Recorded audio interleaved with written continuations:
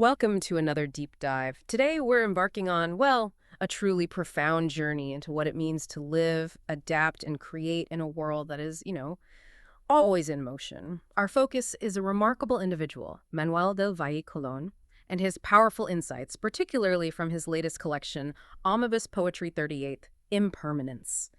So, our mission today is really to pull apart this rich tapestry of a life spent pursuing justice, embracing beauty, and seeking deep understanding.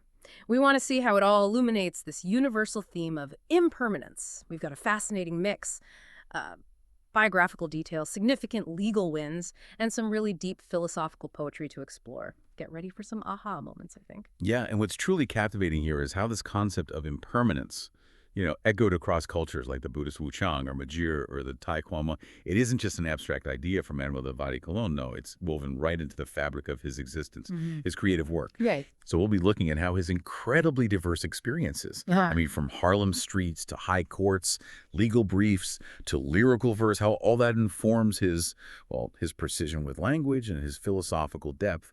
It gives us this unique lens to view this ancient wisdom, really. Okay, let's unpack this biography then, because it really does set the stage for everything else. Our sources describe him as a rare voice of authenticity, intellect, and creativity. Someone who doesn't just, pass through life, but actively interprets, examines, and elevates it. So where does this extraordinary journey kick off? How do those early years lay the groundwork? He was born in New York City, October 1948, the eldest son of Puerto Rican parents. Grew up in the city's housing projects, first Carver houses in East Harlem, then the Douglas projects in West Harlem. Attended public schools before getting into the rigorous Brooklyn Technical High School in '62. This wasn't just a childhood, it sounds like a real immersion. Oh, definitely.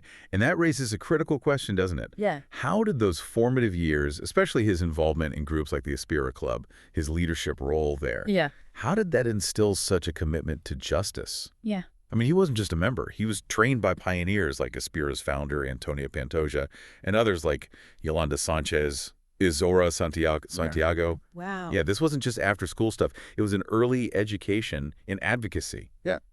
And it's fascinating. His Brooklyn Tech classmates, they wrote things in his yearbook like search for complete knowledge or best history student. No kidding. Yeah, almost foreshadowing this relentless pursuit of truth and, how that would constantly challenge the systems around him, often unjust systems. So he's building this incredible foundation for action and deep thinking. From there, he's on this impressive academic path. Yale Transitional Year Program, Wesleyan, where he's digging into identity research, recruiting minority students.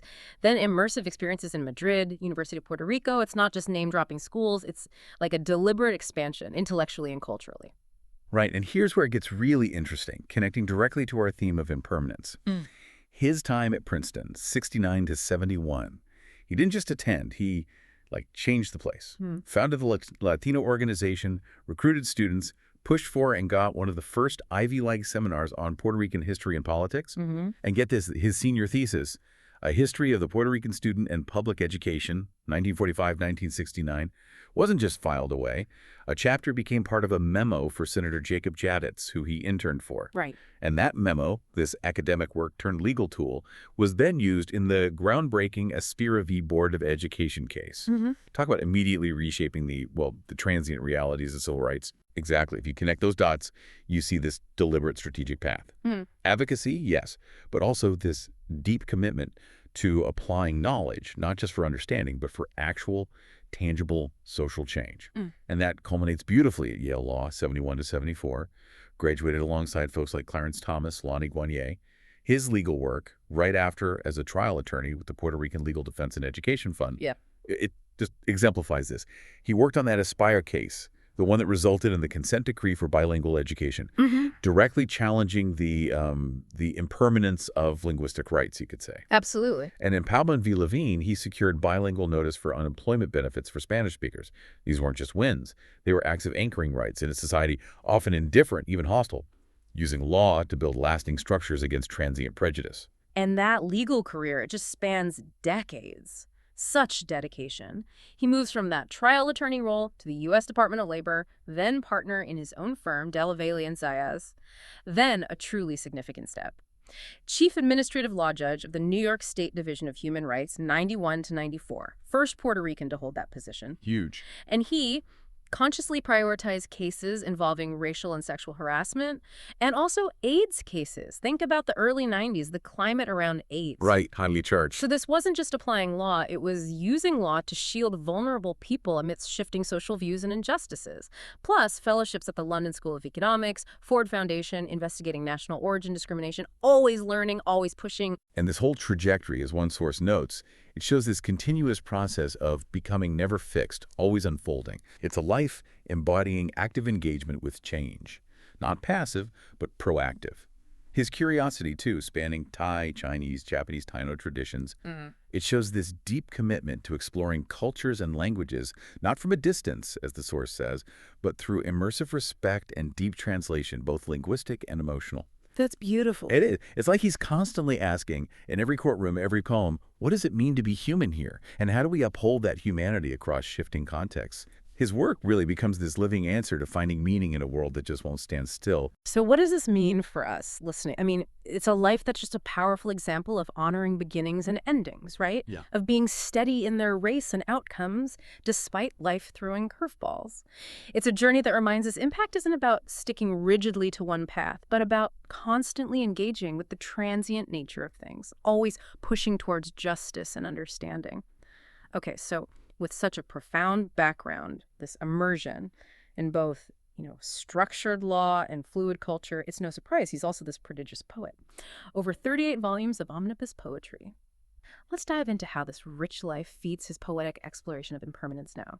He talks about nature as a constant reflection and companion, a mirror, healer, or companion in moments of contemplation. This really comes through in his poem about the rain in London is not like the rain in New York. It's not just weather. It's about how memories are tempered by the climb. He even prayed for clouds and cold London rain because it felt warmer than the chills of a clear London sky, creating gratitude for nature's presence.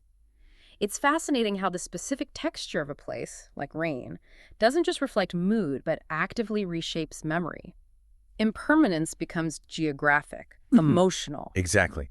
What Del Valle Colón captures so well there isn't just that environment affects us, but how these almost mundane things become anchors for transient memories, actively reshaping our past right now. It fits beautifully with that Muji idea, doesn't it? Yeah. Where transient beauty is cherished because it's fleeting. Right. It pushes us to notice the distinct qualities of places, how they don't just surround us but shape our perception, our inner world. Like his call to unwind and begin the long trek through life's wonders, dedicating our time to what matters most, the quiet in our spirit and the harmony in our nature. He shows that even a small shift in awareness, like really noticing the rain, can be a profound way to engage with the world's constant flux. He also digs deep into how we humans respond to transience, especially through art and relationships, exploring that longing to leave a mark. There's this provocative bit where he says, art and psychology flirt, neither willing to define their limitations, suggesting only art is permanent until hidden, forgotten, or displaced, while psychology is maybe mere talk, leaving art to fill the void of expression. Interesting tension there. Yeah. And then he talks about smart tattoos as evidence of an impatience with temporal existence, a sort of statement against the impermanence of life, trying to deceive time into believing that it cannot triumph. He's really tapping into our desire to defy the inevitable. What's so insightful there, that tension he highlights, our deep human longing for legacy, for something lasting, versus the undeniable reality of impermanence. If art, even a tattoo, is seen as trying to deceive time, it points to this deep resistance we have to flux. But he doesn't just state it, he kind of questions it too. He hints maybe we're dreaming of fluorescent fish that we're never able to hold on to, symbolizing this transient reality where even our attempts at permanence are fleeting. Wow. So what does this quest for eternal art, for indelible marks, really tell us about how we accept or maybe struggle with the nature of existence itself? That's a powerful question. It forces us to look at how we wrestle with that tension every day. And it's often in those raw, personal moments that impermanence hits hardest. His work gets very personal with emotion, memory, loss. The poem, There Were No Flowers There.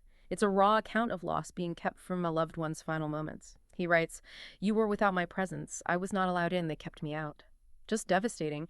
Yet despite that absence, he finds their continued presence in nature, in butterflies on the earth and the sea where you now reside. It's this poignant transformation of grief. It really demonstrates the transformative power of memory, of grief, connecting right back to that theme of transformation of memory into creative expression. It's a profound shift, isn't it? From a personal, almost brutal feeling of exclusion and loss to finding this universal solace in nature. He shows how deeply personal pain can be universalized through art, offering a path to peace by seeing presence in the transient beauty of the natural world, beckoning us to peace in a world lacking in solace. It's about how our own transient views and feelings can merge with a deeper harmony, finding continuity even when facing ultimate change. It's not just resignation. It's an active reframing of presence. And moving beyond the personal, he looks at broader society, how we navigate identity, connection in this incredibly complex, fast-changing world. His observations on a generation of K-pop singers, how they resonate with the longing of the rest of the world, how artifice is overcome by the lyrics of foreign tongues, awakening the conscience in a world sorely in need of conscience. Interesting take on global culture. It is, and then he delivers this sharp critique of our digital lives. We are not invisible. We are but secret characters enveloped in an air of anonymity, hiding behind the small screens of cell phones, forging false identities nothing like our real selves. A powerful comment on modern connections' transient, often deceptive nature. And connecting that to the bigger picture, he's really encouraging critical thinking about how we engage with technology, with celebrity, these cultural forms that are themselves so ephemeral, constantly shifting. He challenges us, doesn't he, to reclaim our core values by acclaiming our presence before the bright sun, blue skies, and white clouds of love and reality. He's urging us to look past the manipulated delusion of objective reality made by screens and celebrity and find the enduring truth in our direct experience instead. It reminds us that sometimes the best way to navigate impermanence is to just ignore the talking heads and tune into that inner voice, which offers a more stable anchor. It's a call to maybe re-authenticate our transient digital selves. And then there's an incredibly poignant reflection tying into authenticity. A mask is a riddle much like life, and how it's so much easier to just wear the mask and have others derive the meaning. A comment on how we often let others define our transient existence rather than doing the deeper, sometimes uncomfortable work of self-discovery. Which leads us perfectly, actually, to the wisdom he offers for navigating this whole transient existence, lessons on self-discovery, love, and truly embracing life's flow. He writes, "Getting to know your own heart is no small feat. Emphasizing it needs quiet, lots of listening, resiliency." Then he invites us to fill up the heart with the breath of life, the eyes of nature, the touch of the angels, the smell of roses, the sounds of the chants of the ancients. It's not just thinking, it's the sensory, spiritual immersion in the now. And what's fascinating is that dual emphasis. On one hand, inner peace, this profound aloneness that mirrors the hermit's quest for harmony in nature. But on the other hand, outward, nurturing connection, love being so powerful that his poetry rests on the inspiration you have allowed me to develop. Right. It really highlights the power of presence. Whether you're present with yourself in quiet, like listening to the waves on the shore, or fully present with another person, they aren't opposing paths. They're like two sides of the same coin for understanding and embracing impermanence. Yeah. When you're truly present, that fleeting moment becomes, well, eternal in a way. He takes this deep engagement with life's impermanence right to its conclusion, offering this powerful way to live. He describes hospitals are death traps. Not literally, maybe, but metaphorically. Yeah, places where life's vibrancy can diminish. Right. He urges us to relish it in every moment, choosing dreams, the delight of a smile, the hand of a small child, the partnership of those offering love rather than interest, ceasing the arguments, replacing them with songs, paintings, and poems. He's reminding us our fleeting time is best spent in conscious, joyful engagement. And this challenges our assumptions about what really matters, doesn't it? Yeah. Echoing that idea that what matters is quite small, and even the slightest movement changes the course of rivers, even nations. He's pushing us to define identity not through rigid things, but through change, encouraging us to embrace a child's wisdom to just flow. Just fun. Yeah. It's an invitation to see every experience, even fleeting raindrops, as a chance to experience the refreshing moisture that leads us to know more about ourselves. This isn't just poetry.